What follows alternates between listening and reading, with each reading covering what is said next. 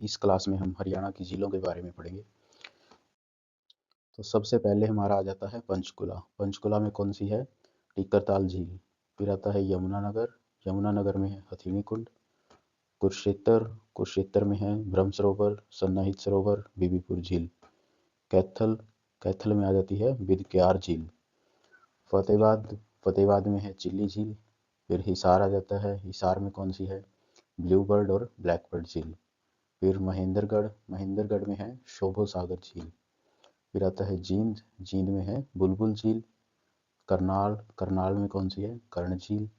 और रोहतक। रोहतक में है तिलियार झील। फिर आ जाता है मेवात। मेवात में है कोटला झील। पलवल। पलवल में है डबचिक झील। फिर आ जाता है फरीदाबाद। फरीदाबाद में कौन कौन सी है? तो फरीदाबाद में है भड़कल झील, दोंद झील, मयूर झील, अनंगपुर झील और सूरजकुंड। उसके बाद आ जाता है गुरुग्राम। तो गुरुग्राम में है दमदमा झील, सुल्तानपुर झील, कलीलपुर, भीमकुंड और घाटा झील। पहले आ जाती है पंचकुला की। तो पंचकुला की आ जाती है सबसे पहले टिक्करताल झील।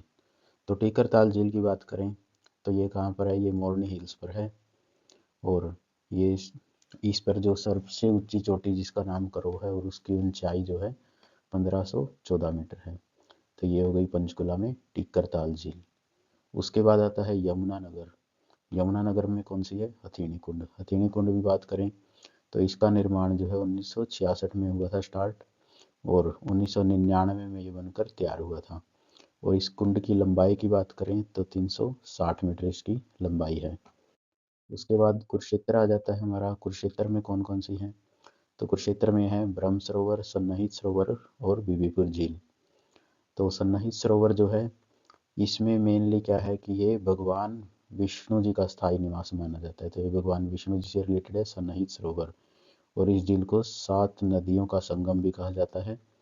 उसके बाद ब्रह्म सरोवर। ब्रह्म सरोवर जो है भगवान ब्रह्मा जी से जुड़ा हुआ है।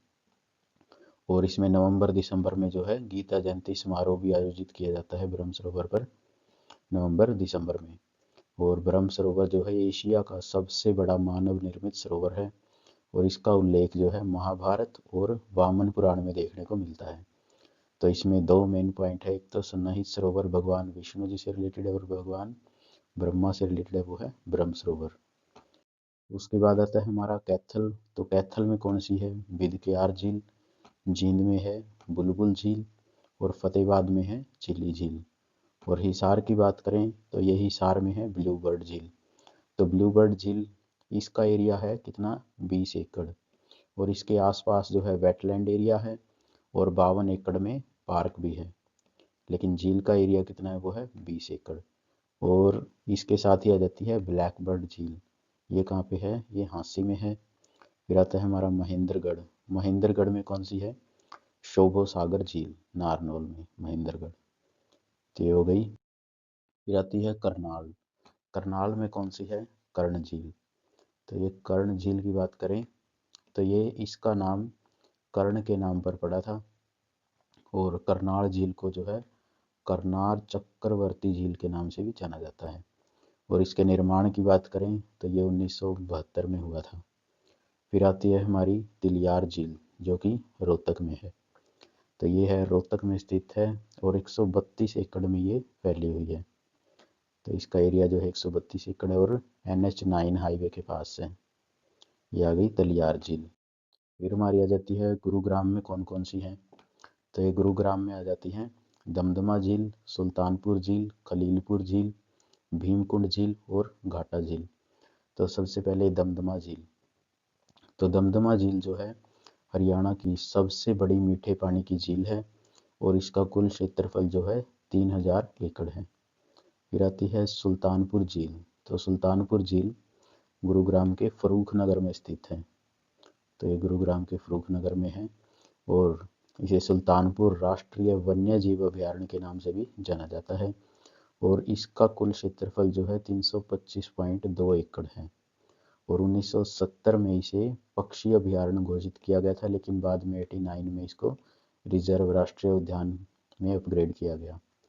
और इस झील पर जो है लद्दाख और साइबेरिया से पक्षी आते हैं सर्दियों में। तो ये इसके मेन मेन पॉइंट हैं दमदमा के जो है। मीठे पानी की झील है और इसका एरिया जो है 3000 एकड़ है। सुल्तानपुर झील फर्रुखनगर में है, गुरुग्राम के, और इसका एरिया जो है 325.2 एकड़ है। और 1970 में इसे पक्षी अभयारण्य घोषित किया गया था, लेकिन 89 में इसको राष्ट्रीय उद्यान के रूप में अपग्रेड किया गया। और इस झील पर 100 से भी ज़्यादा प्रवासी पक्षी आते हैं सर्दियों के टाइम पर, जो लद्दाख और साइबेरिया से आते हैं। फिर आती है बसई झील। बसई झील गुरुग्राम में है और ये कृष्णावती नदी में आकर कृष्णावती नदी यहाँ आकर मिलती है। फिर आती है खलीलपुर। तो खलीलपुर जो है पटौदी तहसील के अंतर्गत आती है और इसका जो विस्तार है 607 हेक्टेयर में है। तो ये इसका एरिया हो गया। भीमकुंड झील, ये गुरुग्राम के भीमनगर में है और 10 एकड़ में है। घाटा झील, ये गुरुग्राम के सेक्टर 58 में है। तो ये हो गई गुरुग्राम की झील। फिर आती है फरीदाबाद। तो फरीदाबाद में कौन कौन सी है? फरीदाबाद में है बड़कल झील, धौंज, मयूर, अनंगपुर और सूरजकुंड। तो सबसे पहले आती है बड़खल झील। इसका निर्माण की बात करें तो इसका 1947 के अंतर्गत किया गया और ये कौन से में है? 204 एकड़ में ये फैली हुई है। तो इसका 204 एकड़ एरिया है और NH-44 के पास है ये, और अरावली रेंज की पहाड़ियों से घिरी हुई है। तो ये हो गई हमारी बड़खल झील। तो 204 एकड़ इसका एरिया है और NH-44 के पास है और अरावली रेंज से घिरी हुई है। धौंज झील आती है। तो धौंज झील जो है फरीदाबाद से 20 किलोमीटर की दूरी पर स्थित है। और मयूर झील जो है बड़खल झील के निकट है। अनंगपुर झील, ये अनंगपुर गांव में है। सूरजकुंड झील, जिसको सूर्य की झील भी बोल देते हैं, इसकी बात करें तो 10वीं शताब्दी में एक प्राचीन जलाशय है जो अनंगपुर बांध से 2 किलोमीटर दूरी पर स्थित है। और सूरजकुंड का निर्माण जो है तोमर वंश के राजा सूरजमल के द्वारा करवाया गया था, लेकिन अनंगपाल द्वितीय ने भी इसे बनवाया था। तो ये 2 राजा के नाम आ जाते हैं, राजा सूरजमल, तो सूरजकुंड जिसे बोल देते हैं, और अनंगपाल द्वितीय ने भी इसमें काम करवाया था। और सूरजकुंड पर जो है हर साल सूरजकुंड अंतर्राष्ट्रीय शिल्प मेला आयोजित किया जाता है। ये हो गई हमारी फरीदाबाद की झील। उसके बाद आती है हमारी नूंह या मेवात की कौन सी है? कोटला झील।